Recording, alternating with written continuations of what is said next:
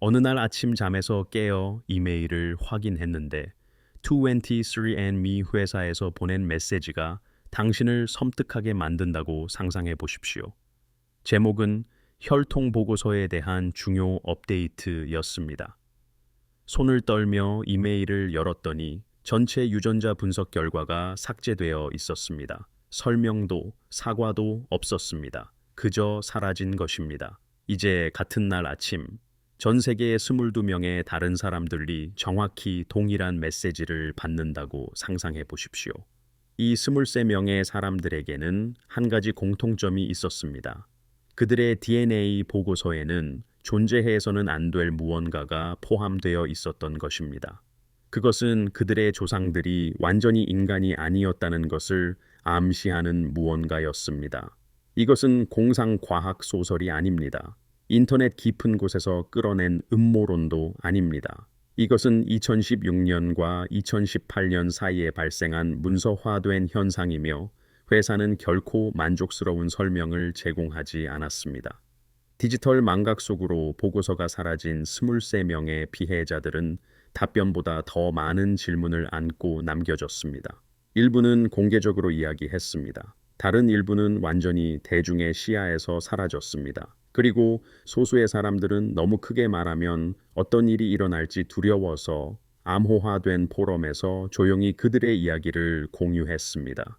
이 이야기는 샌프란시스코에 있는 23andMe 회사의 넓은 본사에서 시작됩니다. 이곳의 안전한 서버에는 수백만 개의 유전자 프로필이 저장되어 있습니다. 각 프로필은 개인의 완전한 유전적 청사진을 나타냅니다. 이것은 전 세계 인구에서 수집된 방대한 인간 DNA 데이터베이스와 비교 분석됩니다. 그 알고리즘은 완벽하게 작동한다고 합니다. 그것은 당신의 유전 표지자를 알려진 인간 혈통과 비교합니다.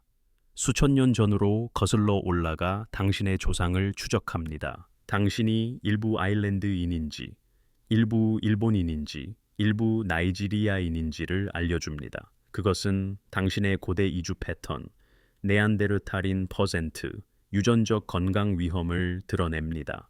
그것은 당신의 과거로의 창이며 가장 근본적인 수준에서 당신이 누구인지 반영하는 과학적 거울입니다. 하지만 그 거울이 인간의 유전적 틀에 맞지 않는 무언가를 보여준다면 어떻게 될까요?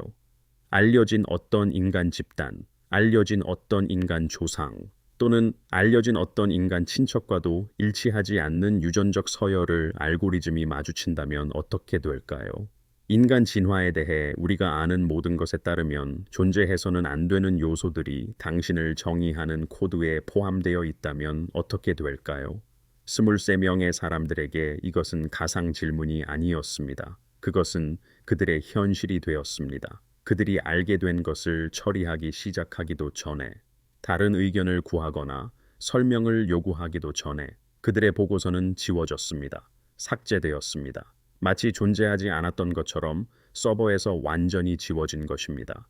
회사는 기술적 오류를 주장했습니다. 그들은 소프트웨어 결함과 오염된 샘플을 언급했습니다. 환불과 재검사를 제안했습니다. 그러나 그들은 결코 진실을 말하지 않았습니다. 공개적으로 나선 첫 번째 사람은 오리건주 포틀랜드 출신의 사라 미첼이라는 여성이었습니다. 그녀는 34살의 고등학교 생물학 교사였으며 유전학 석사 학위를 가지고 있었습니다. 2016년 후반에 그녀의 결과가 도착했을 때 그녀는 자신이 보고 있는 것이 무엇인지 이해할 만큼 DNA에 대해 충분히 알고 있었습니다. 처음에는 모든 것이 정상적으로 보였습니다. 유럽계 혈통으로 주로 영국과 스칸디나비아계였고 이베리아계 비율이 적었습니다. 4.2%의 네안데르탈인 DNA는 평균보다 약간 높았습니다. 특이한 점은 없었습니다. 그러나 그녀는 스크롤을 내려 다른 사람의 보고서에서는 본 적 없는 섹션으로 이동했습니다. 그 섹션은 미분류 유전 표지자라고 표시되어 있었습니다. 보고서에 따르면 그녀의 DNA 12.7%는 알려진 어떤 인간 집단과도 일치하지 않았습니다. 현대 인간도 아니었습니다. 네안데르탈인이나 데니소바인 같은 고대 인간도 아니었습니다. 심지어 화석 기록에 있는 가장 오래된 인간 조상도 아니었습니다. 서열은 그녀의 유전체에 분명히 존재했습니다. 하지만 그것들은 인간 계통수에는 존재하지 않았습니다. 보고서는 이러한 표지자들이 먼 과거의 어느 시점에 그녀의 유전적 구성에 기여한 알려지지 않은 조상 집단을 나타낼 수 있다고 시사했습니다. 그것은 추가 분석을 위해 회사 연구팀에 연락할 것을 권고했습니다. 사라는 정확히 그렇게 했습니다. 그녀는 여러 이메일을 보내고 수많은 전화를 걸었습니다. 심지어 회사 본사에서 직접 만나는 회의를 주선하려고도 했습니다. 3주 동안 그녀는 자동 응답과 곧 연락하겠다는 모호한 약속 외에는 아무것도 받지 못했습니다. 그러던 12월의 어느 화요일 아침, 그녀는 잠에서 깨어 이메일을 발견했습니다. 그녀의 보고서가 처리 오류로 인해 삭제되었다는 내용이었습니다. 새로운 DNA 키트가 무료로 발송될 것이라고 했습니다. 그녀는 준비가 되면 언제든지 재검사할 수 있다고 했습니다. 이 이메일은 정중하고 전문적이었지만 전혀 도움이 되지 않았습니다. 그러나 사라는 자신의 이야기가 잊힌 또 다른 변칙 사례가 되는 것을 막는 일을 했습니다. 그녀는 스크린샷을 찍어두었습니다. 수십 장의 스크린샷이었습니다. 보고서의 모든 페이지, 모든 유전 표지자, 모든 퍼센트, 모든 권고 사항을 말입니다. 그녀는 그것들을 컴퓨터에 저장하고 외장 드라이브에 백업하고 안전한 클라우드 저장 서비스에 복사본을 업로드했습니다. 그녀의 보고서가 사라졌을 때에도 그녀는 증거를 가지고 있었습니다. 그리고 그 증거를 온라인에 공유하려고 했을 때 그녀는 자신이 혼자가 아니라는 것을 알게 되었습니다. 유전학 토론 포럼에 스크린샷을 게시한 지 몇 시간 만에 사라의 받은 편지함에 메시지가 쏟아졌습니다. 처음에는 특이해 보이는 모든 것에 달려들려는 트롤이나 음모론자들의 메시지라고 생각했습니다. 그러나 메시지를 읽어 내려가면서 그녀는 이 사람들이 소름 끼치도록 유사한 경험을 공유하고 있다는 것을 깨달았습니다.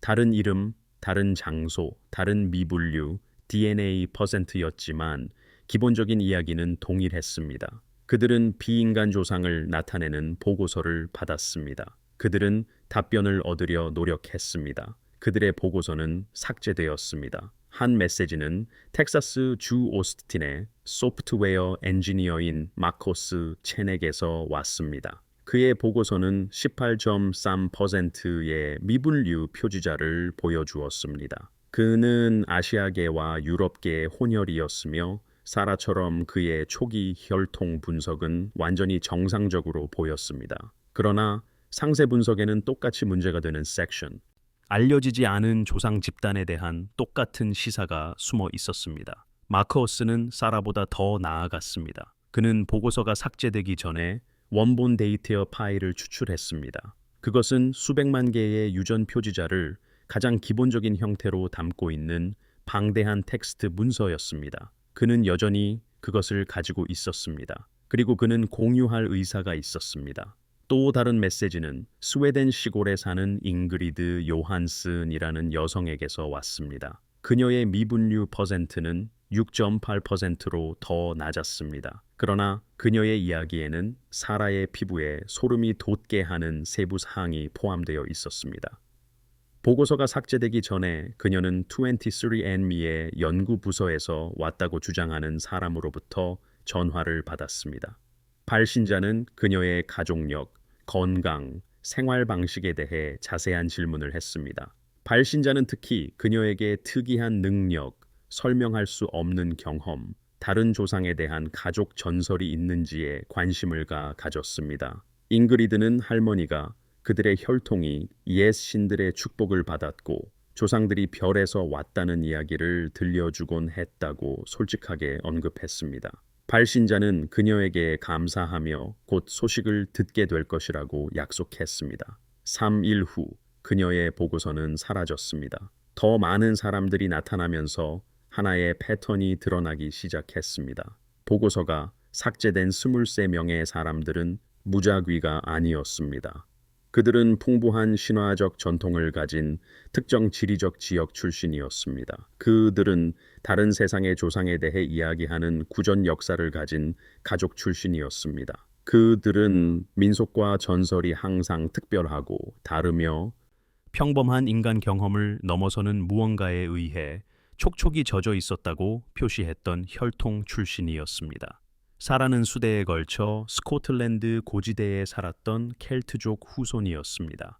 마커스의 외할머니는 수천 년 전 그들 사이를 걸었던 용족에 대해 여전히 이야기하는 중국 남부의 외딴 마을 출신이었습니다. 잉그리드의 가족은 기록된 역사 이전부터 스웨덴 북부에 살았습니다. 이곳은 바이킹 사가에서 인간과 다른 영역의 존재들 사이의 결합에 대해 이야기했던 지역입니다. 그룹은 암호화된 채널을 통해 소통하기 시작했습니다. 그들은 자신들의 이야기, 데이트, 이론을 공유했습니다. 그들은 스스로를 23라고 불렀습니다. 있는 회사 이름과 그들의 수를 모두 지칭하는 것이었습니다. 그러나 더 깊이 파고들면서 그들은 23명보다 더 많은 수의 사람들이 있을 수 있다는 것을 깨달았습니다. 이들은 단지 목소리를 낸 사람들, 즉 공개함으로써 발생할 수 있는 모든 결과를 감수할 만큼 용감하거나 환한 사람들이었습니다. 얼마나 많은 다른 사람들이 유사한 보고서를 받고 침묵했을까요? 얼마나 많은 사람들이 기술적 오류 설명에 납득하고 그냥 넘어갔을까요? 얼마나 많은 사람들이 보고서가 사라지기 전에 미분류 표지자 섹션을 알아차리지도 못했을까요? 그룹의 한 멤버인 은퇴한 군사정보 장교 로버트 도스는 더 크게 생각해야 한다고 제안했습니다. 23andme가 그들의 DNA에서 삭제와 은폐를 필요로 하는 무언가를 발견했다면 원본 유전 데이터 자체에 독립적으로 검증될 수 있는 증거가 포함되어 있어야 한다고 말입니다. 회사는 처리 과정의 많은 부분에 공개적으로 사용 가능한 유전자 분석 도구를 사용했습니다.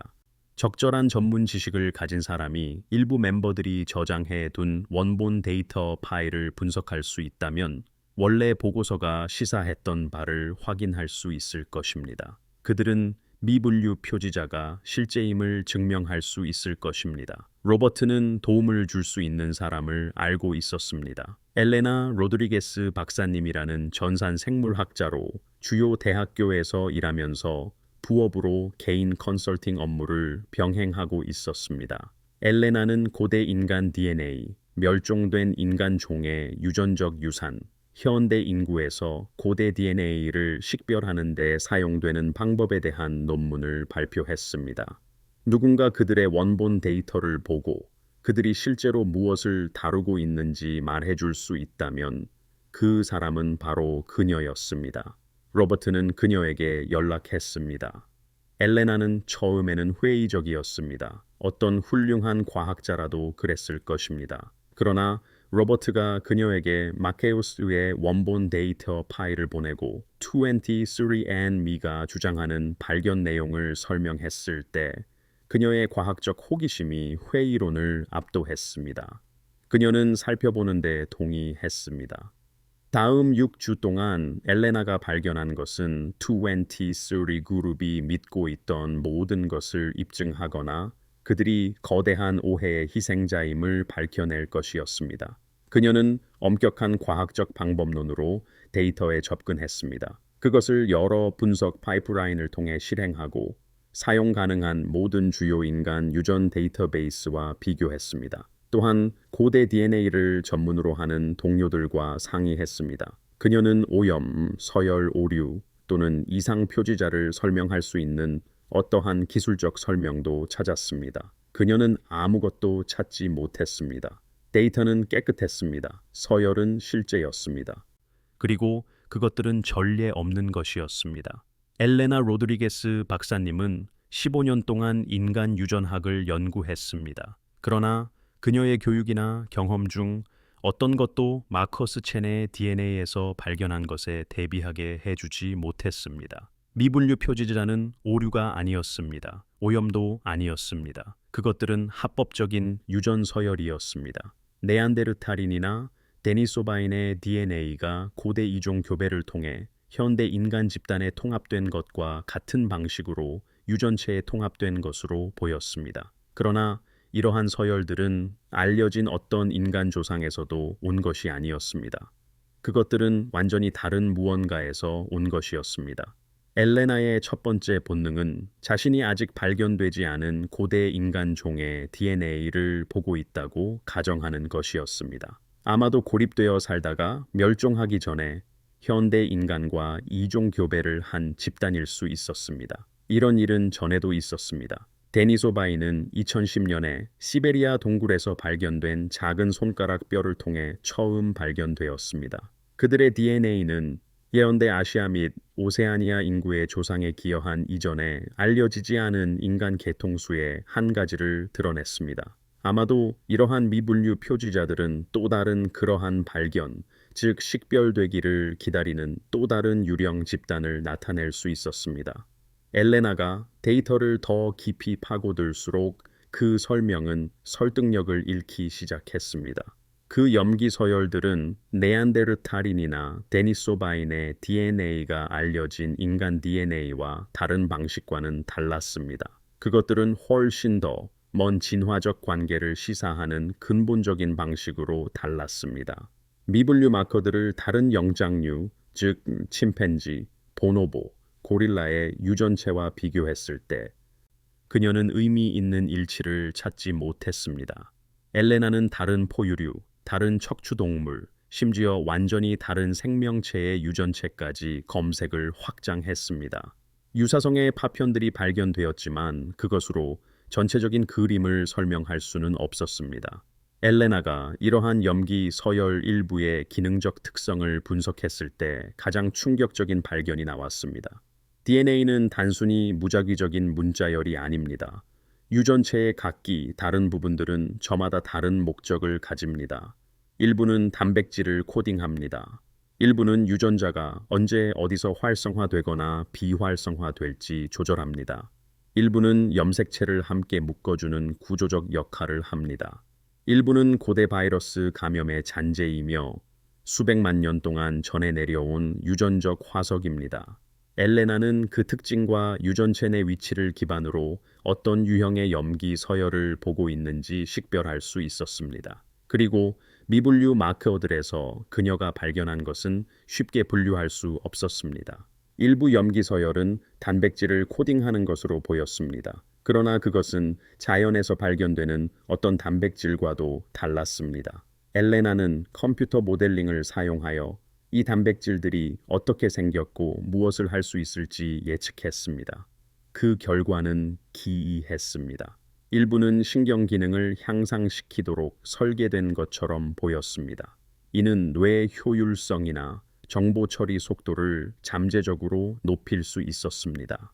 다른 것들은 인간 세포에서 발견되는 어떤 것보다 훨씬 정교한 DNA 복구 메커니즘에 관여하는 것으로 나타났습니다. 이 메커니즘은 이론적으로 노화를 늦추거나 암을 예방할 수 있었습니다. 또 다른 것들은 전혀 명확한 기능이 없었습니다. 적어도 현재의 과학적 이해로는 예측할 수 없었습니다.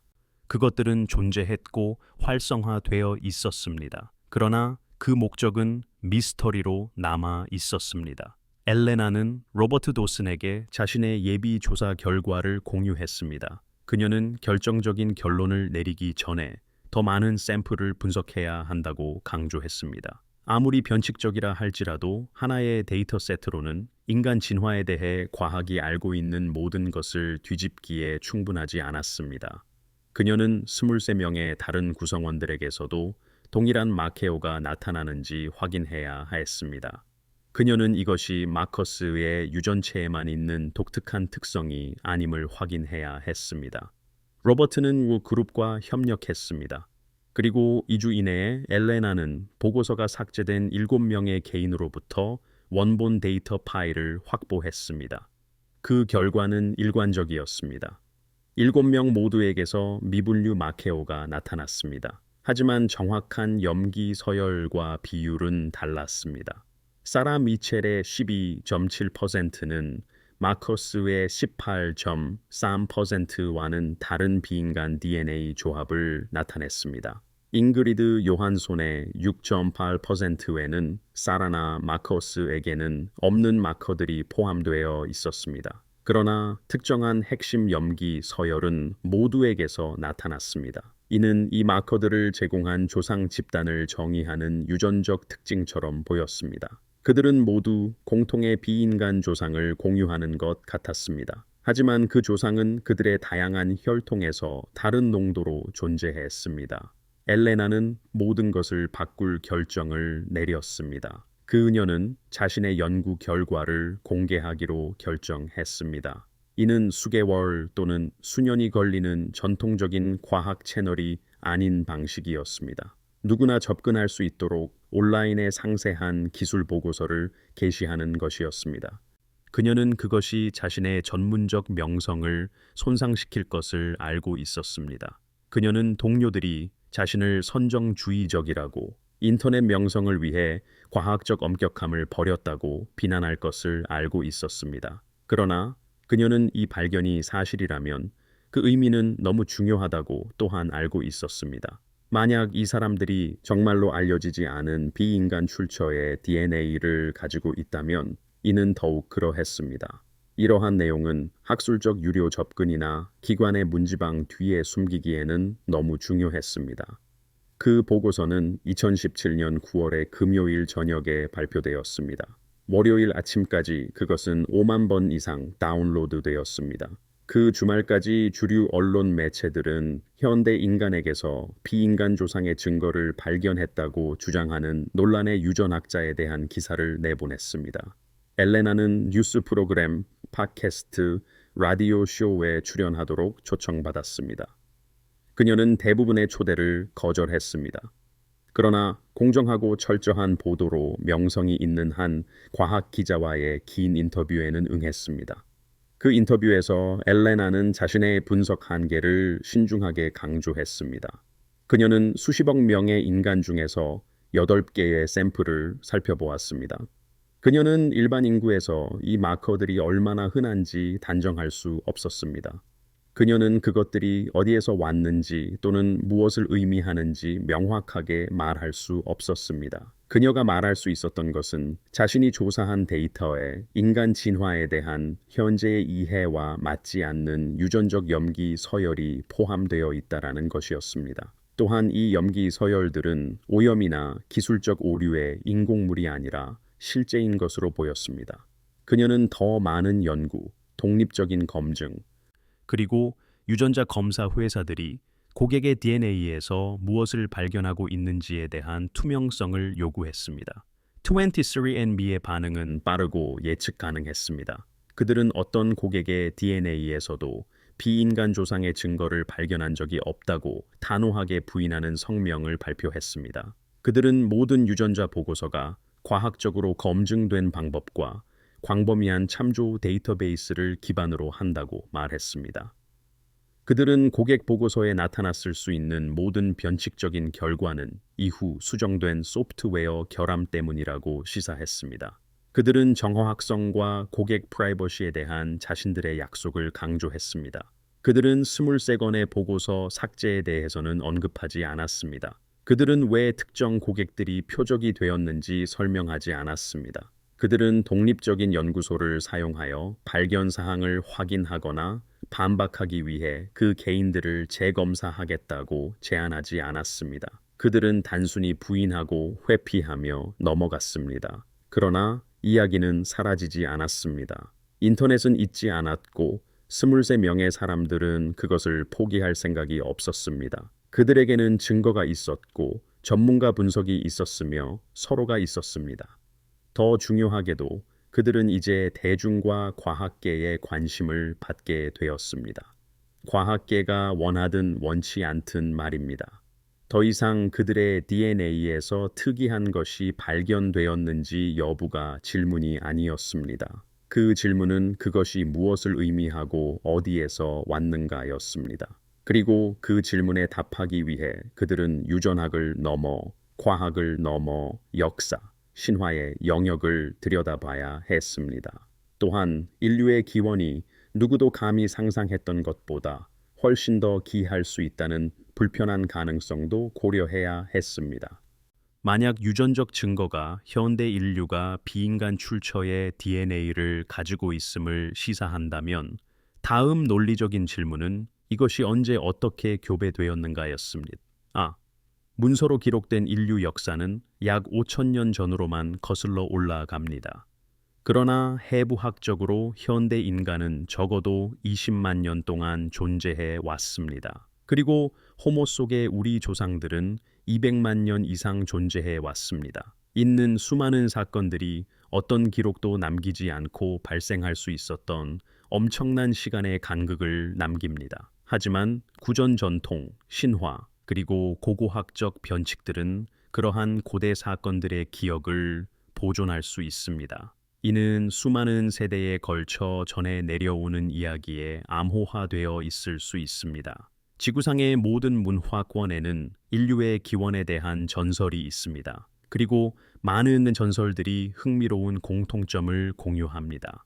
그들은 초기 인류가 다른 곳에서 온 존재들과 교류하고 배우며 때로는 교배했다고 묘사합니다. 고대 수메르인들은 아눈나키에 대해 이야기했습니다. 그들은 인간에게 문명을 가르치기 위해 하늘에서 내려온 존재였습니다. 힌두교 경전은 데바스에 대해 묘사합니다. 그들은 때때로 인간의 모습을 취하고 필멸의 존재와 자녀를 낳았던 천상의 존재였습니다. 그리스도 신화는 신들이 인간과 교미하여 반신반인과 영웅을 낳았다는 이야기로 가득합니다. 노르웨이 전설은 아시르에 대해 말합니다. 그들은 아스가르드에서 온 강력한 존재들이었으며 인간들 사이를 걸었습니다. 아메리카 원주민 전통은 하늘 사람들에 대해 이야기합니다. 그들은 지구로 내려와 부족들과 지식을 공유했습니다. 호주 원주민 드림타임 이야기는 완진아에 대해 묘사합니다. 그들은 인간을 창조하고 존재의 법칙을 가르쳤던 강력한 영혼들이었습니다. 현대사의 대부분 동안 이 이야기들은 원시적인 미신으로 치부되었습니다. 이는 과학적 이해가 부족한 사람들이 만든 자연 현상에 대한 상상력 풍부한 설명이었습니다. 하지만 그것들이 그 이상이었다면 어떨까요? 시간이 지나 왜곡되었지만 실제 사건에 뿌리를 둔 문화적 기억이었다면 어떨까요? 만약 이 신화에 묘사된 존재들이 초자연적인 개체나 상상의 신이 아니었다면 어떨까요? 대신 그것들이 또 다른 종의 대표자였다면 어떨까요? 그것은 초기 인류와 함께 존재하며 특정 혈통의 유전적 흔적을 남긴 또 다른 형태의 지적 생명체였을지도 모릅니다. 이것은 23명과 그들의 성장하는 지지자들 사이에서 형성되기 시작한 이론이었습니다. 그들은 고대 문헌, 고고학적 미스터리, 인류학적 변칙들을 새로운 초점을 가지고 연구하기 시작했습니다. 그들의 유전적 발견과 관련될 수 있는 패턴을 찾아서였습니다. 그들이 발견한 것은 결정적이지는 않았지만 심각한 고려를 요구할 만큼 충분히 도발적인 증거들의 테피스트리였습니다. 가장 설득력 있는 연관성 중 하나는 스페인 북부와 프랑스 남부의 바스크 민족에게서 나왔습니다. 바스크어는 독특하며 알려진 다른 어떤 어족과도 관련이 없습니다. 언어학자들은 이것을 고리버라고 부릅니다. 이는 다른 모든 인간 언어와 완전히 고립되어 발전한 것처럼 보인다는 의미입니다. 바스크 민족은 또한 독특한 유전적 특성을 가지고 있습니다. 여기에는 전 세계에서 가장 높은 RH 음성 혈액형의 빈도가 포함됩니다. 바스크인의 약 30%가 LH 음성 혈액형을 가지고 있습니다.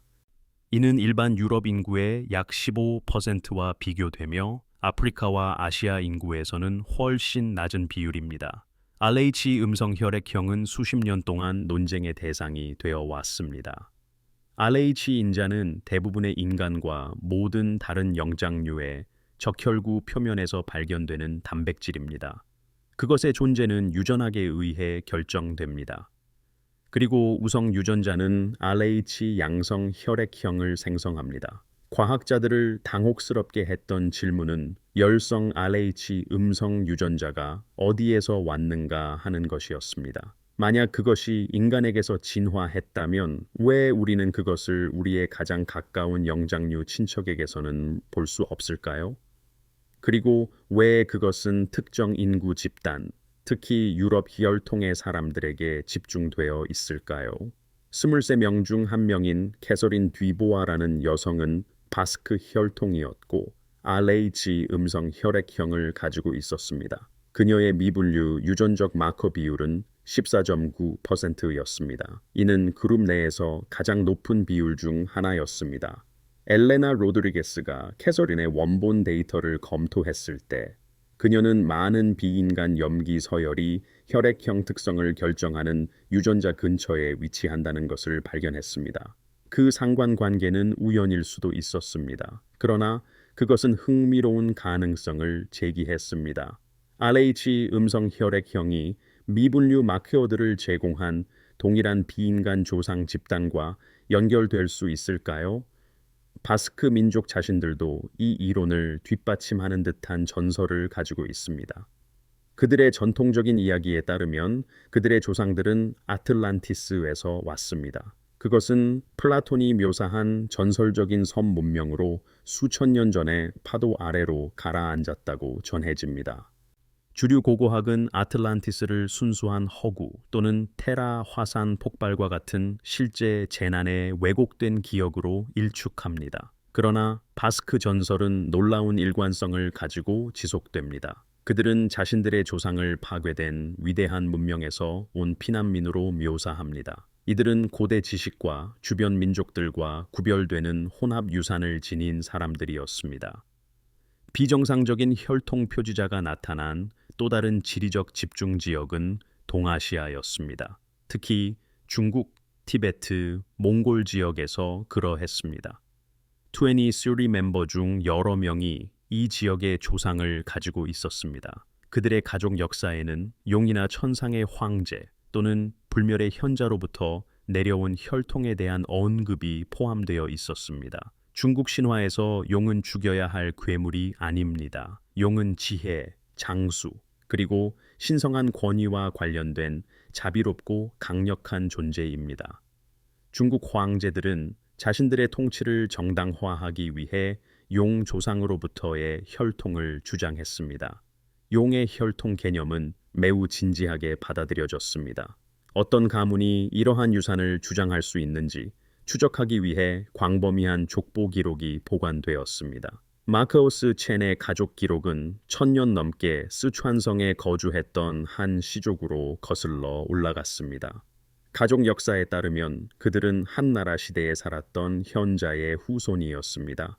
그 현자는 300년 넘게 살았다고 전해졌습니다. 마코스의 할머니가 들려준 이야기에 따르면 그 현자는 용과 인간 여성 사이에서 태어난 아들이었습니다. 이것은 비유적인 의미가 아니었습니다. 가족 전통은 이를 문자 그대로의 사실로 주장했습니다. 마코스가 자신의 가족 지리적 기원을 DNA에서 특정 유전자 표지자의 분포와 비교했을 때 그는 한 가지 사실을 발견했습니다. 그의 미분류 염기 서열의 가장 높은 농도는 스촨성 조상과 관련된 유전자에서 나타났습니다. 그것은 아버지 쪽의 유럽 혈통과 관련된 것이 아니었습니다. 그 그룹은 또한 전 세계의 거석 구조물들을 조사했습니다. 스톤헨지, 이집트 피라미드, 괴베클리 테페, 그리고 나스카 라인과 같은 거대한 석조 기념물들이었습니다. 이 구조물들은 정교함, 규모, 그리고 건설에 필요했던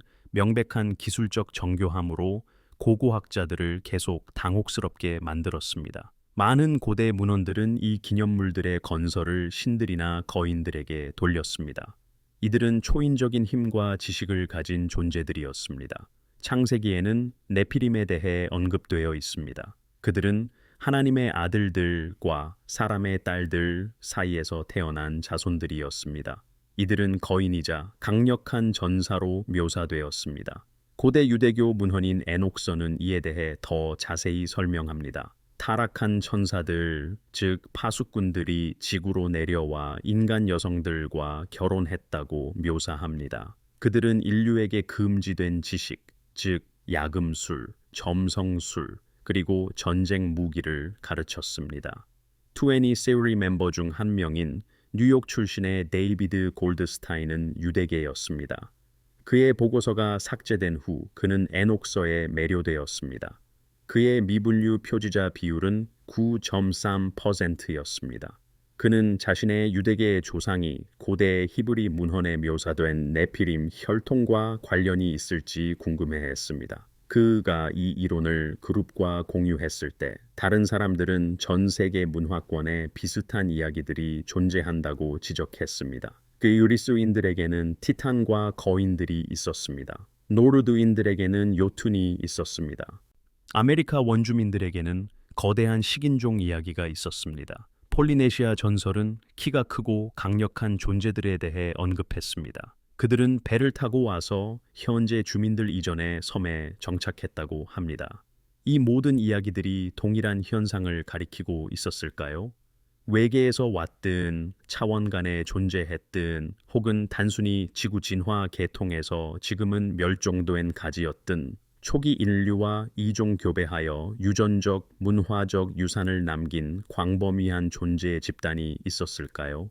고고학 기록은 초기 인류가 네안데르탈인과 데니소바인과 이종 교배했음을 보여주었습니다. 따라서 인간 혼종의 개념은 과학적으로 터무니없는 것이 아니었습니다. 유일한 질문은 인간 유전자 풀에 다른 더 신비한 기여자들이 있었는지 여부였습니다. 2&E 세우리 멤버들이 고대 역사 속으로 더 깊이 파고들면서 그들은 또한 한 가지 불안한 사실을 발견하기 시작했습니다. 비인간주 우상에 대한 가장 상세한 전설을 보존했던 많은 문화권들은 한 가지 공통점을 가졌습니다. 그들의 기록과 지식에 대한 체계적인 파괴를 경험했다는 점입니다. 수많은 고대 문헌을 소장했던 알렉산드리아 도서관은 파괴되었습니다. 마야 코덱스는 스페인 정복자들에 의해 불태워졌습니다. 식민지 개척자들이 원주민 언어와 문화를 억압하면서 수많은 토착구전 전통이 사라졌습니다. 이는 마치 인류의 진정한 기원에 대한 증거를 지우기 위해 역사 전반에 걸쳐 의도적인 노력이 있었던 것과 같았습니다. 이러한 관찰은 그룹을 더 암울한 질문으로 이끌었습니다. 만약 그들의 유전자 보고서가 21세기에 삭제되었다면 비슷한 억압이 훨씬 더 오랫동안 자행되어 왔을 가능성이 있을까요? 수세기 또는 심지어 수천 년 동안 인류 조상에 대한 특정 진실을 숨기기 위해 노력해온 기관, 조직 또는 단체가 있었을까요? 만약 그렇다면 그들은 사람들이 무엇을 알게 될까 두려워했던 것일까요? 은퇴한 군사정보 장교인 로버트 도스는 30년 동안 정보 흐름에서 패턴을 식별하는 방법을 배웠습니다. 그의 경력 동안 그는 테러리스트 통신부터 외교 정보까지 모든 것을 분석했습니다. 항상 공백, 불일치, 그리고 잘 맞지 않는 것들을 찾았습니다. 그가 그 동일한 분석 기술을 2&E 세우리 상황에 적용했을 때 그는 자신을 매우 불편하게 만드는 패턴을 발견했습니다. 유전자 보고서 삭제는 고립된 사건이 아니었습니다. 이것은 인류 기원에 대한 질문을 둘러싼 훨씬 더 큰 억압과 오도 현상의 일부였습니다.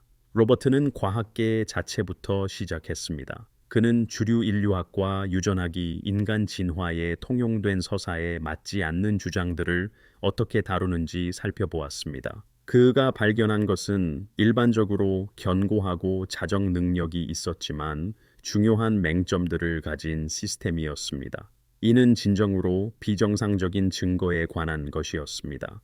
인류 기원에 대한 급진적인 이론을 제안한 과학자들은 정당한 데이터에 의해 뒷받침될 때조차도 종종 경력이 좌초되는 것을 경험했습니다. 그들의 논문은 주요 학술지에서 거부되었습니다. 그들의 연구 자금은 말라버렸습니다. 그들은 주변부 연구자나 사이비 과학자로 낙인 찍혔고 그들의 아이디어는 진지한 검토 없이 묵살되었습니다. 한 가지 예시는 로이드 파이 박사였습니다. 그는 멕시코에서 발견된 스타차일드 해골이라는 특이한 두개골 파편을 연구하는데 여러 해를 보냈던 연구자였습니다. 이 해골은 매우 비정상적인 특징을 보여주었습니다. 해골의 DNA 분석은 모호한 결과를 낳았습니다. 일부 실험실에서는 비정상적인 염기 서열을 발견했고 다른 실험실에서는 오염을 주장했습니다.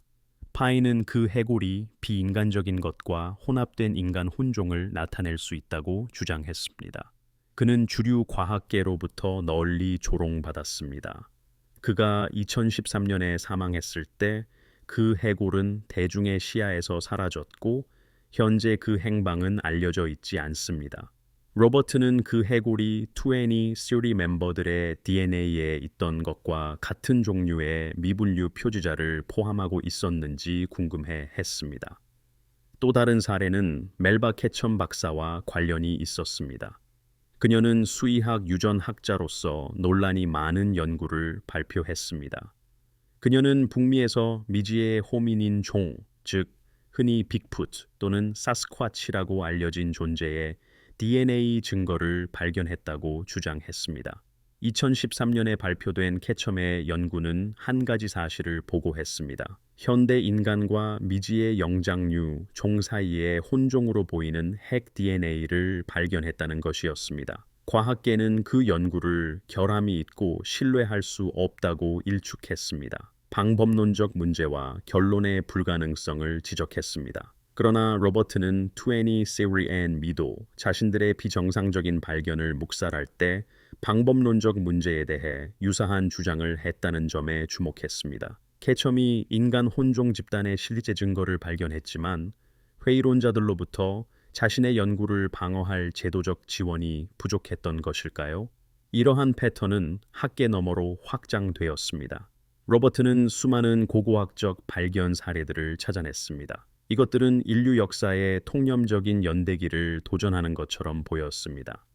그러나 이들은 해명되거나 조용히 대중 토론에서 사라졌습니다. 바그다드 배터리는 원시적인 전지처럼 보이는 고대 유물이었습니다. 그것은 이라크 국립박물관에 보관되어 있었지만 2003년 침공 이후 약탈 과정에서 사라졌습니다. 16세기 지도인 피리 레이스 지도는 한 가지 사실을 보여주는 듯 했습니다. 얼음으로 덮이기 전에 남극 해안선을 나타내는 것 같았습니다. 이 지도는 분석되고 논의되었지만 완전히 설명된 적은 없었습니다. 안티키테라 메커니즘은 고대 그리스의 장치로 시대보다 수세기 앞선 듯한 기술적 정교함을 보여주었습니다. 이것은 100년이 넘는 이전에 발견되었지만 최근에야 진지한 과학적 관심을 받았습니다. 이러한 각 비정상적 현상들은 개별적으로 보면 호기심, 오해 또는 사기로 설명될 수 있었습니다.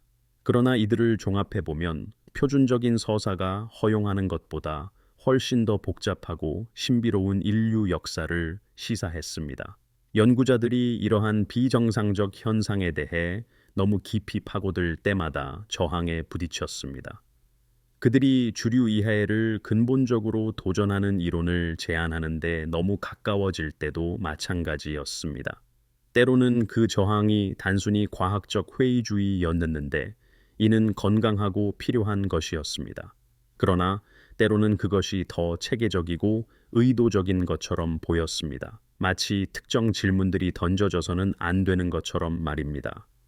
로버트의 조사는 그가 유전자 검사 회사들의 역사 자체를 들여다보기 시작하면서 더욱 우려스러운 방향으로 흘러갔습니다. 23andMe는 2006년에 설립되었습니다. 인간 게놈 프로젝트의 완성 이후 개인 유전체학에 대한 대중의 관심 물결을 타고 있었습니다. 그 회사는 전 세계 수백만 명의 고객으로부터 DNA 샘플을 수집하며 빠르게 성장했습니다. 그들의 데이터베이스는 지금까지 구축된 인간 유전 정보 중 가장 큰 컬렉션 중 하나였습니다. 그러나 누가 그 데이터베이스에 접근할 수 있었을까요? 그 데이터에 대해 수행되는 연구 자금은 누가 대고 있었을까요? 기업 기록과 재무 공개의 자료를 깊이 조사하자 흥미로운 연결고리들이 드러났습니다. 여러 주요 제약 회사들이 23andMe와 연구 목적을 위해 익명화된 유전자 데이터에 접근하는 계약을 맺었습니다. 그것 자체는 의심스러운 것이 아니었습니다. 또 업계의 표준적인 관행이었습니다. 그러나 로버트는 또한 방위산업체, 정보기관, 그리고 사설 연구 재단들과의 연결고리를 발견했습니다. 이들은 인간 잠재력 증진과 인간 다양성 이해에 대한 모호한 사명 선언문을 가지고 있었습니다. 이러한 조직들 중 일부는 추적하기 어려운 자금 흐름을 가지고 있었습니다. 이는 여러 유령 회사와 역외 계좌를 통해 흘러갔습니다. 특히 한 재단이 로버트의 주의를 끌었습니다. 그것은 메리디안 인류학 연구소였습니다. 표면적으로는 고고학 발굴과 유전자 연구에 자금을 지원하는 합법적인 과학 단체처럼 보였습니다. 그러나 로버트가 더 깊이 파고들었을 때 그는 그 연구소가 1947년에 설립되었다는 것을 발견했습니다. 이는 로즈웰 미확인 비행 물체 사건이 발생했다고 알려진 해와 같은 해였습니다. 이 연구소는 전직 군 장교들과 부유한 산업가들 그룹에 의해 설립되었습니다. 연구소의 초기 작업은 혈통과 유전적 특성을 연구하는 데 중점을 두었습니다. 이 연구는 제2차 세계 대전 이전에 인기가 있었지만 그 이후에는 인기를 잃었던 우생학 운동과 유사했습니다. 그 후 수십 년 동안 메리디안 연구소는 낮은 인지도를 유지했습니다. 그러나 인간 유전학, 고대 역사, 그리고 그들이 비정상적 인류학이라고 부르는 분야에 대한 연구 자금을 계속 지원했습니다. 가장 흥미롭게도 로버트는 한 가지 증거를 발견했습니다. 메리디안 연구소가 23andMe의 초창기에 자금을 제공했다라는 것이었습니다.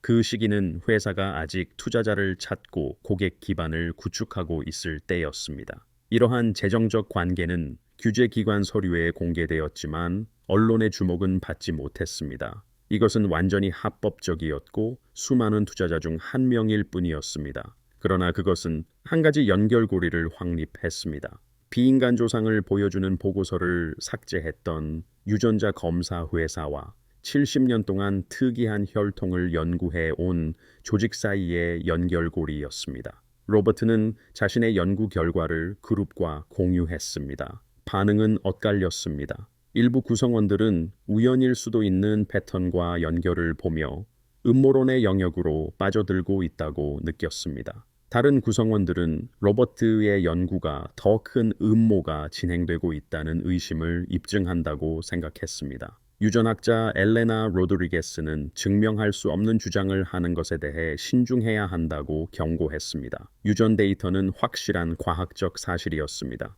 역사적, 신화적 상관관계는 흥미로웠지만 추측에 불과했습니다. 기업과의 연관성이나 자금 지원 관계는 의심스러울 수 있지만 음모의 증거는 되지 못했습니다. 심각하게 받아들여지려면 증거로 입증할 수 있는 것에 집중해야 했습니다. 모호한 조직에 대한 추측은 피해야 했습니다. 그러나 모두의 관점을 바꾼 사건이 발생했습니다. 스몰셋 그룹의 일원인 아일랜드 더블린 출신의 젊은 여성 에마 설리번이 실종되었습니다. 에마는 그룹에서 가장 목소리가 큰 구성원 중 한 명이었습니다.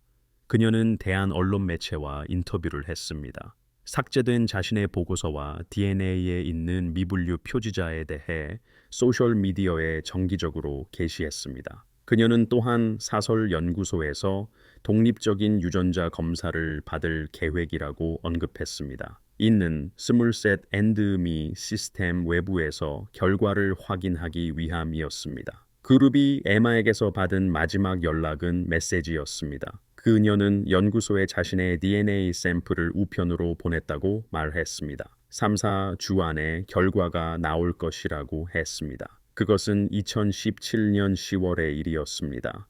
10월 이후 12월까지 아무도 그녀에게서 소식을 듣지 못했습니다. 그녀의 소셜미디어 계정은 비활성화되었습니다. 그녀의 전화번호는 연결이 끊겼습니다. 그녀의 이메일 주소로 보낸 메시지는 배달할 수 없다는 회신과 함께 반송되었습니다. 그룹은 에마의 가족과 친구들에게 연락을 시도했습니다. 그들이 알게 된 사실은 충격적이었습니다. 에마의 룸메이트에 따르면 에마는 10월 하순 어느 저녁에 집에 돌아왔습니다. 그녀는 시골에 있는 가족을 방문하기 위해 여행을 떠날 것이라고 말했습니다. 그녀는 가방을 싸고 잠시 떠나야 한다고 말한 뒤 집을 나섰습니다. 그녀는 가족의 집에 도착하지 않았습니다. 그녀의 부모가 경찰에 실종 신고를 했을 때 그들은 한 가지 이야기를 들었습니다. 에마가 고용주에게 직장을 그만두겠다는 메시지를 보냈다는 것이었습니다. 그녀는 또한 장기간 해외여행을 계획하고 있다고 언급했습니다. 이 메시지는 에마의 이메일 계정에서 발송된 것으로 알려졌습니다. 그러나 에마의 부모는 딸이 자신들에게 알리지 않고는 절대 떠나지 않을 것이라고 주장했습니다. 특히 그렇게 모호한 설명으로는 더욱 그랬습니다. 아일랜드 경찰은 수사했지만 범죄 혐의에 대한 증거를 찾지 못했습니다. 에마는 스스로 사라지기로 선택한 성인이었습니다. 범죄 증거가 없었기에 경찰이 할 수 있는 일은 거의 없었습니다. 에마의 은행 계좌에는 실종 직후 거액의 현금 인출 기록이 있었습니다. 이는 그녀가 자발적으로 떠났다는 이론을 뒷받침했습니다. 그녀의 아파트는 개인 소지품이 모두 비워져 있었습니다. 모든 것이 계획된 떠남을 암시했습니다. 그러나 에마를 가장 잘 아는 사람들, 즉 스물셋 그룹의 동료들은 이를 믿지 않았습니다. 에마는 해답을 찾는 데 열정적이었습니다.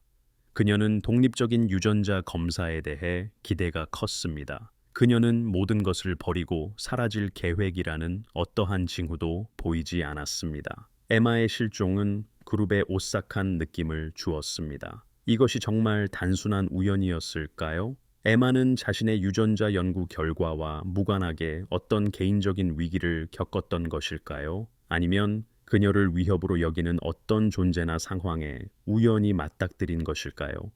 그룹은 알 방법이 없었습니다. 그러나 이 사건으로 인해 그들은 훨씬 더 신중해졌습니다. 일부 구성원들은 자신들 또한 표적이 될 수 있다는 두려움에 공개적인 옹호 활동에서 물러서기로 결정했습니다. 다른 이들은 에마의 실종이 원인이 무엇이든 간에 자신들의 일을 그 어느 때보다 중요하게 만들었다고 느끼며 더욱 굳건히 나섰습니다. 그러나 로버트 도스는 에마의 실종을 자신이 의심했던 바의 확증으로 보았습니다.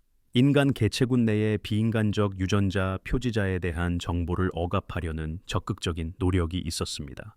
그 노력이 정부기관에서 왔든 민간 조직에서 왔든 아니면 완전히 다른 어떤 것에서 왔든 그것은 실제하는 것이었습니다. 그리고 비밀을 유지하기 위해 극단적인 조치도 불사했습니다. 질문은 이것이었습니다. 왜일까요? 사람들이 자신이 비인간적 원천의 DNA를 가지고 있을 수 있다는 것을 아는 것이 왜 그토록 위협적일까요? 어떤 진실이 어떤 대가를 치르더라도 억압할 가치가 있었을까요? 스물셋 그룹은 에마 설리번의 실종과 그 함의에 고심했습니다. 로버트 도슨이 밝혀낸 억압의 패턴에도 어려움을 겪었습니다. 그 와중에 새로운 구성원이 그들의 온라인 커뮤니티에 합류했습니다. 그는 자신을 알렉산데어 페트로프 박사라고만 소개하며 모스크바의 한 연구소에서 일하는 유전학자라고 주장했습니다. 그는 자신들이 처한 상황에 대해 읽었다고 말했습니다. 그리고 그들이 무엇을 다루고 있는지 이해하는 데 도움이 될 만한 정보를 가지고 있다고 했습니다. 그룹은 처음에는 회의적이었습니다. 에마의 실종 이후 그들은 새로운 사람, 특히 검증 가능한 자격 증명을 제공하지 않는 사람에 대해 경계하게 되었습니다. 그러나 페트로프가 엘레나 로드리게스에게 검토할 데이터 세트를 보냈을 때 그녀는 자신들이 뭔가 특별한 것을 다루고 있을 수도 있음을 깨달았습니다. 페트로프가 제공한 데이터에는 스물셋 그룹의 DNA에서 발견된 미분류 표지자와 일치하는 유전자 염기 서열이 포함되어 있었습니다. 그러나 이 염기 서열들은 인간에게서 나온 것이 아니었습니다. 그것들은 러시아와 중앙아시아의 고고학 유적지에서 발굴된 고대 유골, 즉 뼈와 치아에서 추출된 것이었습니다. 페트로프에 따르면 소련 과학자들은 1960년대부터 특이한 유골을 수집하고 분석해 왔습니다. 이는 인간의 뛰어난 능력의 기원을 연구하기 위해 고안된 비밀 연구 프로그램의 일부였습니다.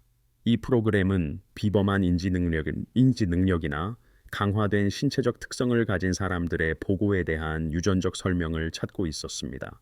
또는 소련이 초심리 현상이라고 명명했던 것에 대한 설명을 찾았습니다. 페트로프 팀이 분석한 유골은 수천 년 전으로 거슬러 올라가는 매장지에서 발견되었습니다. 일부는 8천년에서 10,000년 전의 것이었습니다.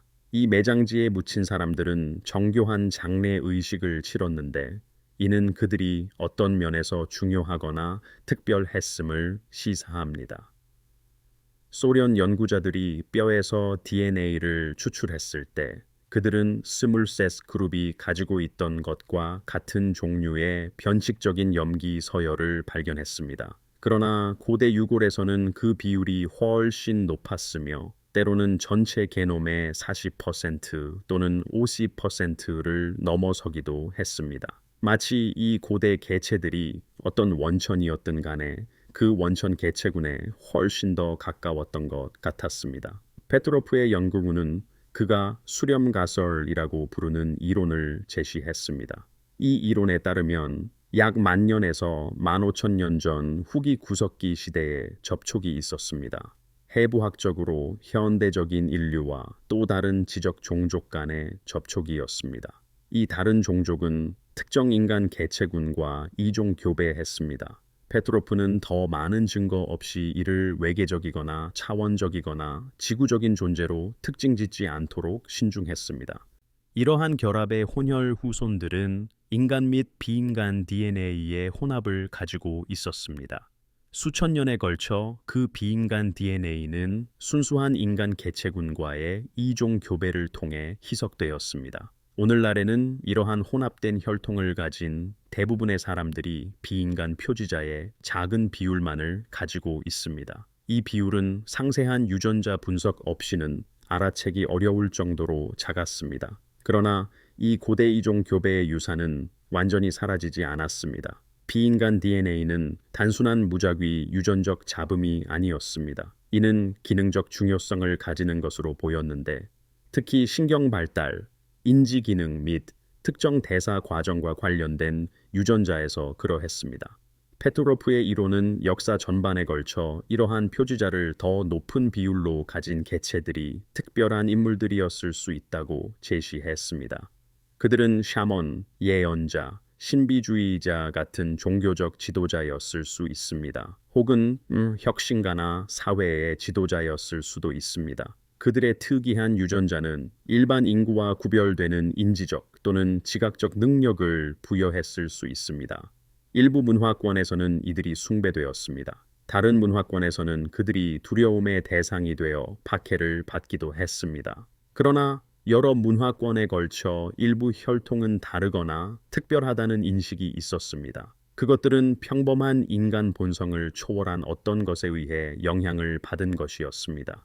이 이론은 많은 것을 설명했습니다. 이 이론은 전 세계 문화권의 고대 신화들이 유사한 이야기를 전하는 이유를 설명했습니다. 그 이야기들은 신이나 다른 세상의 존재들이 인간과 이종 교배하는 것에 관한 것이었습니다.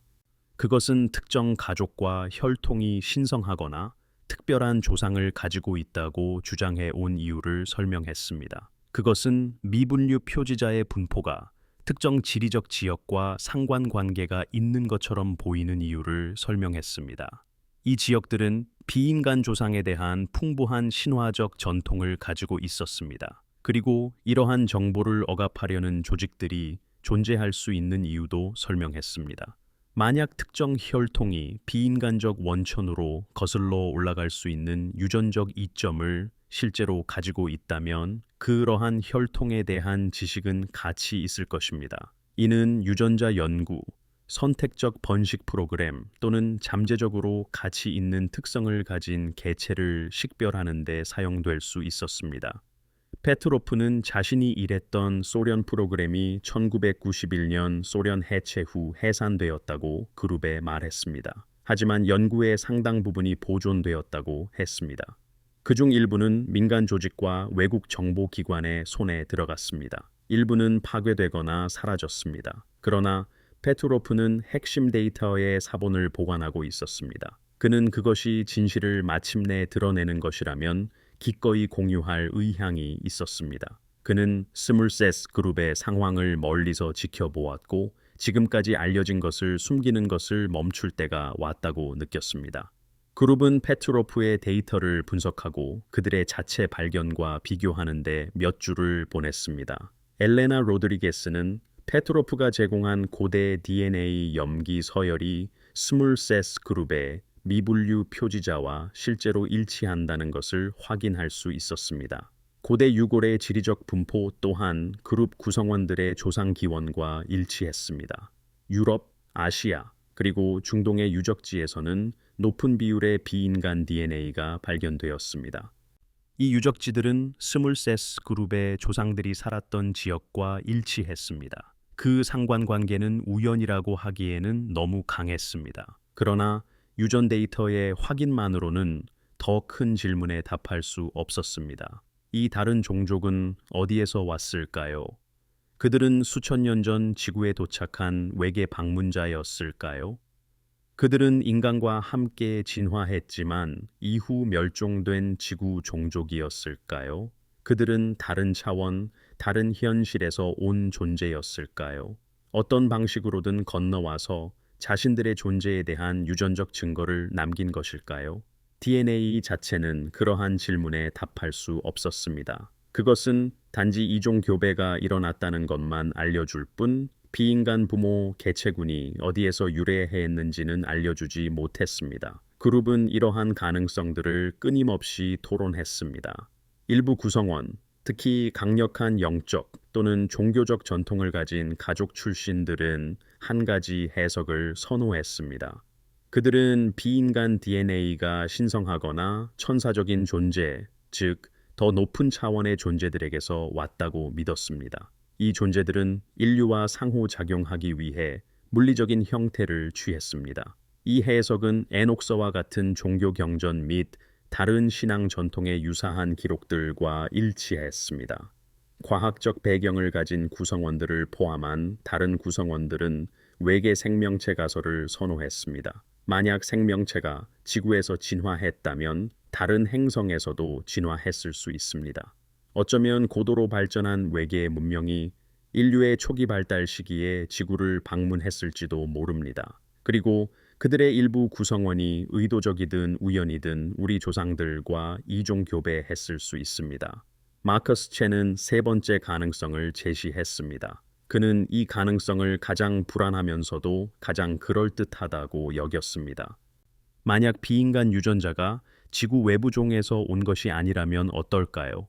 대신 이 행성에 토착했으나 물리적 증거를 거의 남기지 않은 종이라면 어떨까요? 지구 역사상 수백만 년 동안 지능형 생명체가 진화했다가 사라질 수 있었습니다. 이는 흩어진 유전적 흔적만을 남겼을 뿐입니다. 만약 수십만 년 또는 수백만 년 전에 기술적으로 진보한 종이 존재했다면 어땠을까요? 그들이 멸종했다면 얼마나 많은 증거가 남아 있었을까요?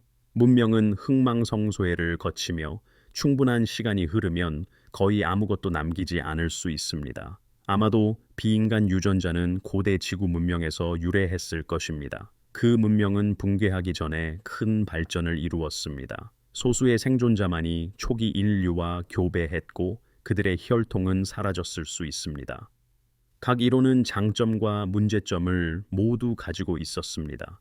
이는 해결된 질문만큼이나 많은 의문을 제기했습니다.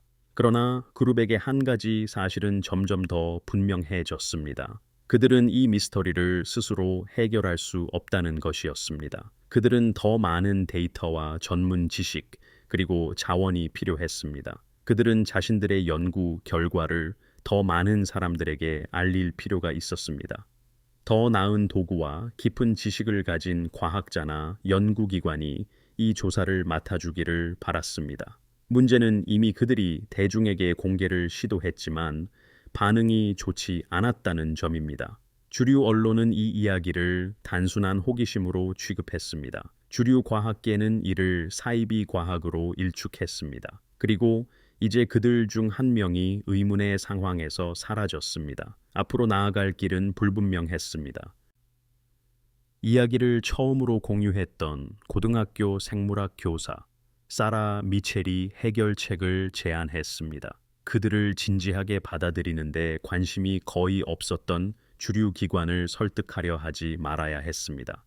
대신 그들만의 연구 네트워크를 구축하는 데 집중해야 한다고 그녀는 말했습니다. 독립과학자, 시민연구자, 대안, 언론 플랫폼들이 있었습니다. 이들은 주류 과학을 방해하는 제도적 편견이나 제약 없이 증거를 진지하게 검토할 의향이 있을 수 있습니다. 더 많은 데이터를 수집하고 유전자 분석을 수행할 수 있다면 어땠을까요?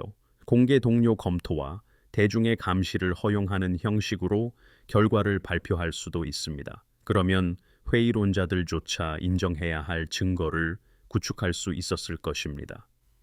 그룹은 동의했습니다. 그들은 자금이 필요했고, 이는 비전통적인 연구를 지원하는 데 관심 있는 개인 기부자들에게 연락해야 한다는 의미였습니다. 논란의 여지가 있는 프로젝트에 참여하여 전문적인 명성을 위태롭게 할 의향이 있는 더 많은 유전학자들이 필요했습니다. 그들이 발견한 것의 문화적 및 역사적 의미를 해석하는 데 도움이 될 인류학자, 고고학자, 신화학자, 그리고 역사가들이 필요했습니다. 가장 중요하게는 미분류 표지자에 대해 독립적으로 검사받을 의향이 있는 더 많은 사람들이 필요했습니다. 이는 비인간 유전자가 얼마나 널리 퍼져 있는지에 대한 패턴을 밝히고 질문에 답할 수 있는 더 큰 데이터베이스를 만들 것입니다. 다음 몇 달 동안 23명 그룹은 혼란스럽고 두려워하던 개인들의 작은 지원 그룹에서 변화했습니다. 이제 과학 연구 단체와 유사한 형태로 발전했습니다. 그들은 정보를 공유하고 자원봉사자를 모집하기 위해 웹사이트를 만들었습니다. 유전자 데이터를 수집하고 분석하기 위한 프로토콜을 수립했습니다. 그들은 자신들의 연구 결과에 대한 정기적인 업데이트를 발표했습니다. 항상 검증된 사실과 추측성 이론을 신중하게 구별했습니다. 그리고 천천히 점진적으로 예상치 못한 곳으로부터 지지를 받기 시작했습니다. 2018년 초까지 23명 그룹은 하나의 운동으로 성장했습니다. 23개의 삭제된 유전자 보고서와 소수의 두려워하는 개인들로 시작된 일이 확장되었습니다. 독립연구소를 통해 미분류 유전자 표지자에 대해 양성 반응을 보인 300명이 넘는 사람들이 포함되었습니다. 이 운동은 수십 명의 과학자, 연구원, 학자들의 지지를 또한 받았습니다. 그들은 전문적인 신뢰를 위험에 빠뜨릴지라도 자신들의 전문 지식을 기꺼이 빌려주었습니다. 언론 보도는 여전히 대체로 회의적이었지만 변화하기 시작했습니다. 이 이야기를 변두리 기이한 것으로 취급하는 것에서 벗어나기 시작한 것입니다. 이제 진지한 조사를 받을 가치가 있는 진정한 과학적 논쟁으로 인식하기 시작했습니다.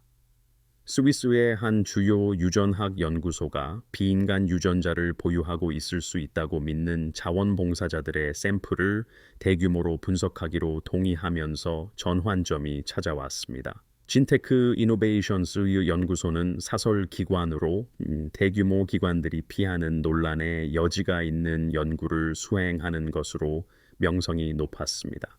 연구소장 프리드리히 슈나이더 박사는 엘레나 로드리게스의 원본 보고서를 읽었습니다. 그는 현대 인류가 미확인 조상 인구의 유전 물질을 가지고 있을 가능성에 흥미를 느꼈습니다.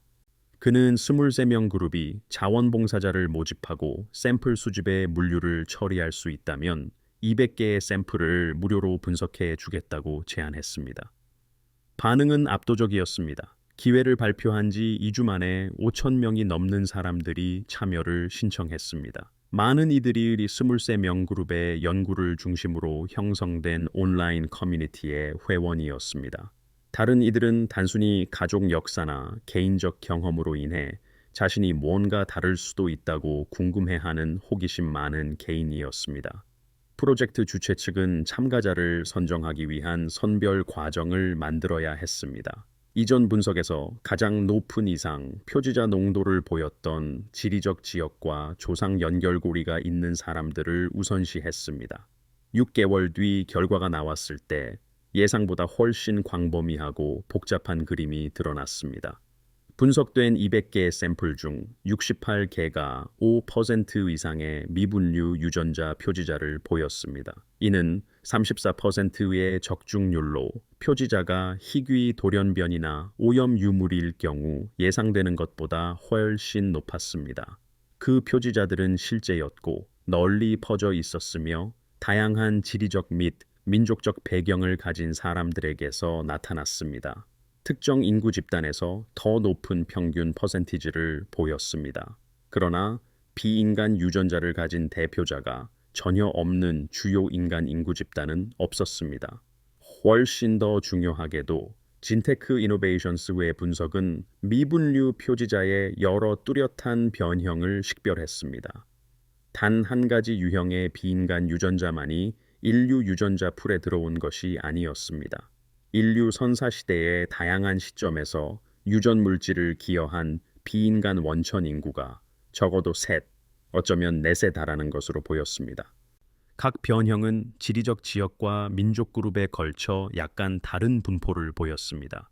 각 변형은 다른 유전자와 관련이 있으며 잠재적으로 다른 기능적 효과를 가졌습니다. 나타난 그림은 단일한 고대 이종 교배 사건이 아니었습니다. 인류 역사의 다양한 시간과 장소에 걸쳐 퍼져 있는 여러 사건을 보여주었습니다.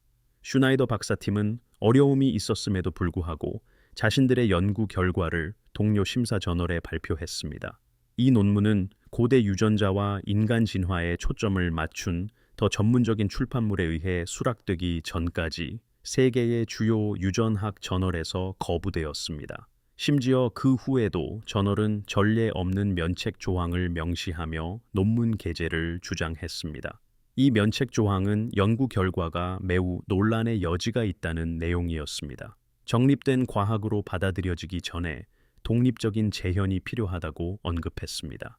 그러나 논문은 출판되었고 이는 다른 연구자들이 인용하고 토론하며 발전시킬 수 있는 공식 과학 문헌에 진입했음을 의미했습니다. 진테크 연구의 출판은 전환점을 맞이했습니다. 언론 보도는 현대 인류의 비인간 유전자 가능성에 대한 특집 기사를 주요 언론 매체에 실으면서 더욱 심화되었습니다. 이전에 전체를 사이비 과학으로 일축했던 과학자들은 이제 합법적인 연구소의 동료 심사 데이터를 다루어야 했습니다. 일부는 오염 또는 오해 가능성을 지적하며 여전히 회의적이었습니다. 다른 이들은 다른 방법과 인구를 사용한 대규모 재현 연구를 요구했습니다. 소수는 만약 연구 결과가 사실로 드러난다면 인류학 및 유전학 역사상 가장 중요한 발견 중 하나가 될 수 있다고 인정했습니다. 모든 사람이 이러한 발전에 만족한 것은 아니었습니다. 23andMe는 모든 유전자 보고서가 검증된 과학에 기반한다는 입장을 재차 강조하는 성명을 발표했습니다. 또한 비인간 조상에 대한 어떠한 주장도 정립된 연구에 의해 뒷받침되지 않는다고 밝혔습니다. 다른 유전자 검사 회사들도 논란에서 거리를 두며 이를 따랐습니다.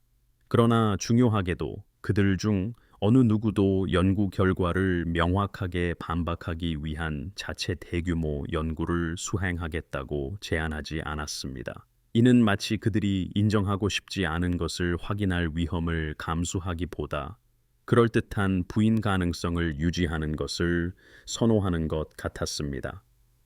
과학계의 반응은 엇갈렸습니다. 상당한 한 파벌은 미분류 표지자가 미발견된 고대 인류 집단의 유전자를 나타낼 가능성이 높다고 주장했습니다. 이는 데니소바인 유전자가 식별된 방식과 유사합니다. 그들은 인류 가계도가 이전에 알려진 것보다 더 복잡하다고 지적했습니다. 사라지기 전에 현대 인류와 교배했을 수 있는 수많은 멸종된 가지들이 있다는 것입니다. 이것은 가장 보수적인 해석으로 인류 기원에 대한 급진적인 수정 없이 데이터를 설명하는 것이었습니다. 만약 비인간 유전자가 진정한 외계 기원이 아닌 멸종된 인간 사촌에서 온 것이라면 이는 주목할 만하지만 혁명적이지는 않을 것입니다. 그러나 다른 과학자들, 특히 데이터를 면밀히 검토했던 사람들은 멸종된 인간 사촌 설명이 증거에 맞지 않는다고 주장했습니다. 미분류 표지자와 알려진 인간 유전자 사이의 유전적 거리는 인간 혈통 내의 분리로 설명하기에는 너무 컸습니다. 염기서열은 단순히 너무 달랐으며 훨씬 더 먼 진화적 관계를 시사하는 특성을 보였습니다. 만약 이 표지자들이 고대 인류 집단에서 온 것이라면 어땠을까요? 그 집단은 알려진 어떤 인간 조상보다 수백만 년 더 일찍 주된 인간 혈통에서 분리되었어야 합니다. 이는 인간 진화에 대해 알려진 바에 비추어 볼 때 가능성이 낮아 보였습니다. 더 작지만 성장하는 과학자 집단이 대안적인 설명을 공개적으로 논의하기 시작했습니다. 그들 모두가 외계 또는 신성한 기원을 받아들일 준비가 되어 있었던 것은 아닙니다. 하지만 이전의 고려 대상이 아니었던 가능성들을 기꺼이 검토했습니다. 일부는 비인간 유전자가 지구종에서 왔을 수 있다고 제안했습니다. 이 종은 인간 혈통과 독립적으로 지능을 진화시켰을 수 있습니다. 하지만 중요한 화석 증거를 남기기 전에 멸종했을 것입니다. 다른 이들은 더 이국적인 가능성들을 제시했습니다. 여기에는 알려지지 않은 수평적 유전자 전달 메커니즘이 포함됩니다. 고도로 발전한 고대 문명에 의한 유전자 공학도 있습니다. 심지어 발전된 미래의 인류가 조상의 유전자에 영향을 미쳤다면 시간여행 역설까지도 거론되었습니다. 이러한 이론들은 추측에 불과했고 뒷받침하는 증거가 부족했습니다. 그러나 이는 관습적인 경계를 넘어 생각하려는 의지를 나타냈습니다. 대중의 반응 또한 다양했습니다. 일부 사람들은 연구 결과를 열정적으로 받아들였습니다. 이는 고대 우주 비행사나 잃어버린 문명 또는 인류 역사에 대한 신의 개입에 대한 오랜 신념을 입증하는 것으로 여겨졌습니다. 온라인 커뮤니티는 토론과 이론으로 폭발했습니다. 자신들의 특이한 경험이나 능력이 비인간 유전자로 설명될 수 있다고 느끼는 사람들의 개인적 증언도 넘쳐났습니다. 다른 이들은 그 함의에 깊이 우려했습니다. 만약 일부 사람들이 비인간 조상으로부터 유전적 이점을 정말로 가지고 있다면 어떨까요? 이는 인간의 정체성, 평등, 그리고 사회적 결속에 어떤 의미를 가질지 걱정했습니다. 종교 공동체들은 이 연구 결과가 인류의 창조와 본질에 대한 다양한 신학적 입장을 지지하는지 또는 모순되는지 논쟁했습니다. 23명의 연구자들에게 대중의 인식이 높아진 이 시기는 자신들의 연구를 입증하는 동시에 감당하기 힘든 부분이 있었습니다. 그들은 혼란스럽거나 망상에 사로잡혔다는 비난을 받던 상태에서 벗어났습니다. 이제 그들은 그 10년 동안 가장 큰 과학적, 문화적 논의의 중심에 서게 되었습니다. 하지만 이러한 관심은 대가를 수반했습니다. 사라 미첼은 생물학 수업을 가르치는 것보다 연구를 방어하는 데 더 많은 시간을 보냈고 결국 직장에서 휴직했습니다. 마커스 첸은 데이터를 조작하거나 위험한 허위 정보를 퍼뜨린다는 비난을 하는 사람들로부터 위협을 받았습니다. 엘레나 로드리게스는 직업적 어려움에 직면했습니다. 일부 학계 동료들이 그녀의 연구에서 거리를 두었기 때문입니다. 그러나 다른 동료들은 그녀를 지지하며 힘을 실어 주었습니다. 가장 우려되는 점은 괴롭힘과 감시 보고였습니다. 23명의 회원 중 여러 명이 미행당하고 집이 침입당했으며 자신들의 활동을 중단하라는 협박성 메시지를 받았다고 보고했습니다. 이러한 사건 중 일부는 지나치게 열성적인 회의론자나 불안정한 개인의 소행일 수 있었습니다. 그러나 다른 사건들은 더 전문적인 특성을 띠었습니다. 이는 무작위적인 괴롭힘이 아닌 조직적인 노력을 시사했습니다. 정보기관 배경을 가진 로버트 도스는 일부 보고에서 감시 기법의 징후를 알아차렸습니다. 자원과 전문 지식을 가진 누군가가 이 운동에 적극적인 관심을 보이고 있었고 단순히 관찰하는 것에 만족하지 않았습니다. 엠마 설리번의 실종 문제는 모든 것 위에 드리워져 있었습니다. 그녀는 결코 발견되지 않았고 그녀의 행방에 대한 수사는 미궁에 빠졌습니다. 이 단체는 암호화된 통신을 사용하고 일상생활을 다양하게 바꾸며 스스로를 보호하기 위한 규약을 마련했습니다. 그러나 그들은 누군가가 진정으로 자신들을 침묵시키려 한다면 할 수 있는 일이 많지 않다는 것을 알고 있었습니다. 유일한 진정한 보호책은 가시성이었습니다. 그들이 대중의 시선을 받는 공인으로 남아있는 한 누구도 그들을 주목받지 않고 사라지게 하기는 어려울 것이었습니다. 하지만 그것은 또한 그들이 사적인 삶으로 돌아갈 수 없으며 이미 들어선 스포트라이트에서 결코 벗어날 수 없다는 것을 의미했습니다. 이러한 어려움에도 불구하고 이 운동은 계속해서 성장하고 발전했습니다. 새로운 연구 프로젝트들이 시작되었습니다. 다른 나라의 독립적인 실험실들은 자체 분석을 수행하기 시작했습니다. 고대 DNA 전문가들은 선사시대 유물에서 미분류 표지를 찾기 위해 고고학 샘플을 다시 검토하기 시작했습니다. 인류학자와 역사가들은 유전적 발견과 관련될 수 있는 패턴을 찾기 위해 새로운 시각으로 전통 지식과 구전 역사를 검토하기 시작했습니다. 23개의 삭제된 유전 보고서에 대한 조사로 시작되었던 것은 인류 자신의 기원에 대한 인류의 이해를 다시 쓰려는 전 세계적인 노력으로 변모했습니다. 그러나 해답은 여전히 찾기 어려웠습니다. 미분류 표지는 실제했습니다. 그것의 비인간 기원은 반박하기가 점점 더 어려워 보였습니다. 그러나 그것이 어디에서 왔는지, 어떻게 인간 유전자 풀에 들어왔는지, 그리고 그것이 인류의 과거와 미래에 무엇을 의미하는지는 미해결 질문으로 남아 있었습니다. 그리고 운동이 커지고 더 가시화됨에 따라 이러한 질문들이 결코 완전히 답변되지 않도록 적극적으로 노력하는 세력들이 있다는 것이 분명해졌습니다. 2018년 3월 가장 회의적인 관찰자들조차 23명의 억압에 대한 우려가 정당할 수 있음을 인정하게 만드는 사건이 일어났습니다. 미분류 유전 표지에 대한 획기적인 연구를 수행했던 진테크 이노베이션스의 이사인 프리드리히 슈나이더 박사가 스위스 산악 도로에서 발생한 차량 사고로 사망했습니다. 경찰 보고서에 따르면 슈나이더 박사는 늦은 저녁에 실험실에서 집으로 운전하던 중 급커브길에서 차량 통제력을 잃었습니다. 차량은 가드레일을 뚫고 가파른 두 가래로 추락했습니다. 사망은 즉사였습니다. 그 시점은 의심스러웠습니다. 슈나이더 박사는 다음 달로 예정된 주요 국제 유전학 학회에서 자신의 연구 결과를 발표할 준비를 하고 있었습니다. 그는 또한 원래 연구를 확장하기를 원했던 개인 기부자들의 자금 지원을 받아 훨씬 더 큰 샘플 크기로 후속 연구를 진행 중이었습니다. 그의 죽음은 미분류 표지 조사를 위해 자신의 명성을 걸 용기가 있는 몇 안 되는 주류 과학자 중 한 명의 손실을 의미했습니다.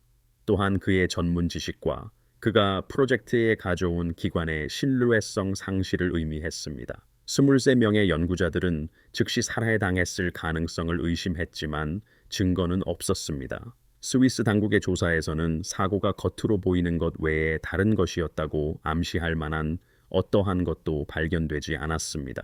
슈나이더 박사가 사망한 도로는 특히 습한 환경에서 위험하다고 알려져 있었습니다.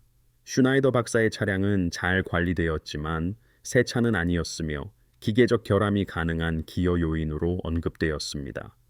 목격자는 없었고 다른 차량이 관련되었다는 증거도 없었습니다. 차량 시스템이 조작되었다는 징후도 없었습니다. 공식 기록에 따르면 그것은 비극적인 사고였습니다. 그 이상은 아무것도 아니었습니다. 그러나 로버트 도스는 공식적인 설명에 만족하지 않았습니다. 그의 정보 업무 경험은 누군가를 제거하는 가장 효과적인 방법이 사고나 자연사처럼 보이게 만드는 것이라고 가르쳐 주었습니다. 그는 수사 자원과 전문 지식에 여전히 접근할 수 있는 옛 동료들에게 연락했습니다. 그들이 발견한 것은 문제가 있었지만 결정적이지는 않았습니다. 슈나이더 박사가 사망한 도로 구간은 경찰 보고서가 암시한 젖은 노면과 달리 그날 밤 날씨가 좋았습니다. 슈나이더 박사는 그 도로를 잘 아는 신중한 운전자로 알려져 있었습니다. 가능한 요인으로 언급된 기계적 결함은 사고 후 손상을 기반으로 한 것이었습니다. 이는 기존의 결함이 아니라 충돌 자체로 인해 발생했을 수 있습니다. 이 모든 것이 어떤 것도 증명하지는 못했지만 의문을 제기했습니다. 더욱 중요한 것은 로버트 도슨의 연락처들이 슈나이더 박사의 실험실이 그의 사망 2주 전에 침입당했다는 사실을 발견했습니다. 공식 보고서에 따르면 도난당한 것은 없었지만 컴퓨터 시스템에 접근한 흔적이 있었습니다. 그날 밤 실험실의 보안 영상은 지워졌으며 이 또한 대중 보고서에는 포함되지 않은 세부 사항이었습니다. 진테크 이노베이션스는 이 사건을 경찰에 보고했지만 고객들을 불안하게 하거나 데이터 보안이 침해되었다는 것을 암시하고 싶지 않았기에 그 중요성을 경시했습니다. 그러나 누군가가 미분류 표지에 대한 연구 데이터에 접근하기 위해 실험실에 침투했다면 이는 슈나이더 박사의 작업이 정교한 능력과 명확한 목표를 가진 사람들의 관심을 끌었다는 것을 시사했습니다. 슈나이더 박사의 죽음은 전체 운동의 그림자를 드리웠습니다.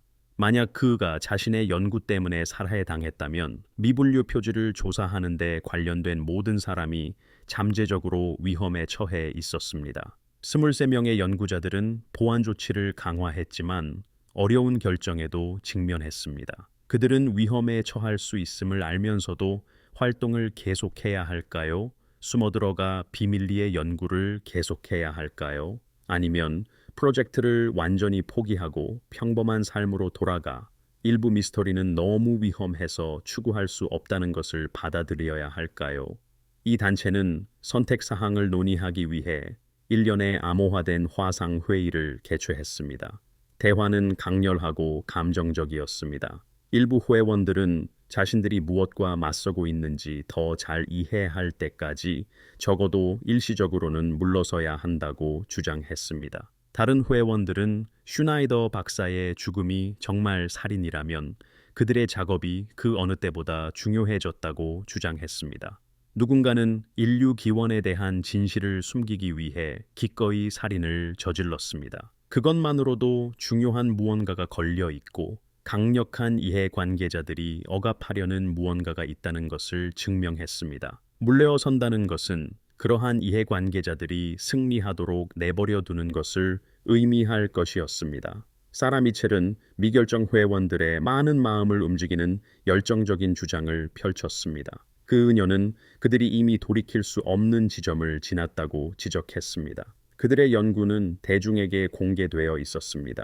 그들의 이름은 이 프로젝트와 연관되어 있었습니다. 이제 와서 물레어 서는 것은 그들을 안전하게 만들지 못할 것이었습니다. 그것은 그들을 자신들의 운명에 적극적으로 참여하는 대신 침묵하는 희생자로 만들 뿐이었습니다.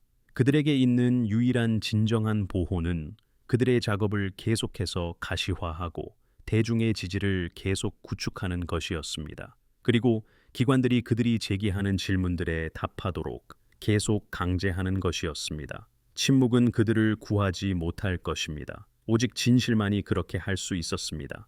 이 단체는 계속 진행하기로 투표했습니다. 그들은 프리드리히 슈나이더 박사의 기억을 기리기 위해 그가 시작한 일을 마무리하고 그가 의도했든 사고였든 목숨을 바친 연구를 계속 추진할 것이었습니다. 그러나 그들은 또한 운영 방식에 대해 더 현명해질 필요가 있었습니다. 로버트 도슨은 표적이 될 수 있는 몇몇 핵심 인물에 의존하기보다는 연구자와 활동가들의 분산된 네트워크를 만들 것을 제안했습니다. 그들은 가능한 한 많은 독립 연구자들에게 자신들의 데이터와 발견을 공개하여 어느 한 사람의 상실이 프로젝트를 멈추게 하지 않도록 할 것이었습니다. 그들은 모든 데이터의 중복 백업을 만들고 서구 정부와 기업의 손이 닿지 않는 일부를 포함한 여러 위치에 저장할 것이었습니다. 그들은 감시를 받고 있다는 가정하에 운영하고 그에 따라 계획할 것이었습니다. 다음 몇 달 동안 이 운동은 새로운 현실에 적응했습니다. 보안 프로토콜은 일상이 되었습니다. 회원들은 가능할 때마다 그룹으로 이동했습니다. 중요한 회의는 짧은 통보와 함께 무작위 장소에서 개최되었습니다. 디지털 통신은 암호화로 여러 겹 보호되었습니다. 일부 회원들은 가명을 사용하고 자신들의 활동과 개인적인 삶을 분리했습니다. 그것은 어떤 면에서는 저항 운동이나 지하 네트워크의 일부가 되는 것과 같은 이상한 삶의 방식이었습니다.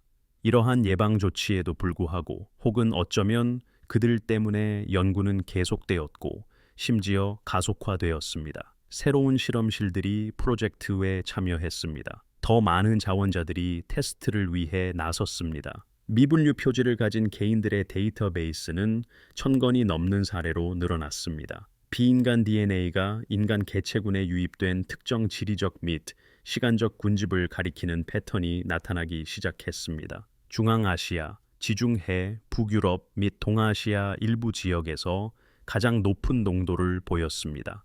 이 시기는 약 8,000년에서 12,000년 전의 신석기 혁명을 중심으로 하는 것으로 나타났습니다. 이때 인간 사회는 수렵 채집 생활 방식에서 농업과 정착된 공동체로 전환하고 있었습니다. 이러한 시간적 상관관계는 중요했습니다. 신석기 혁명은 인류 역사상 가장 혁신적인 시기 중 하나였습니다.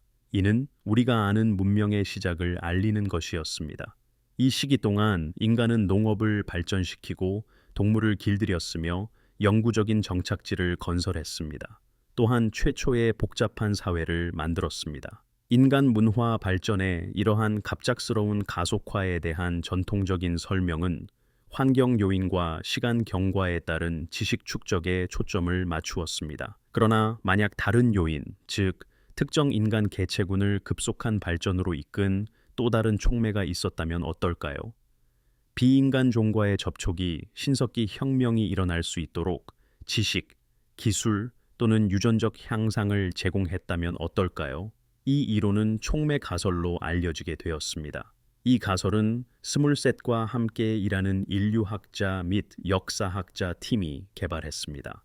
그들은 현대 인구의 비인간 DNA가 단순한 유전적 호기심이 아니라고 주장했습니다. 이것은 인류 역사에 대한 의도적인 개입의 증거였습니다. 그 기원이 무엇이든 간에 비인간 종은 선택된 인구와 지식 및 유전자를 공유했습니다. 이로써 인류 발전을 가속화하기로 결정했습니다. 이러한 혼종의 후손들은 향상된 인지 능력과 문화적 지식을 모두 가지고 있었습니다.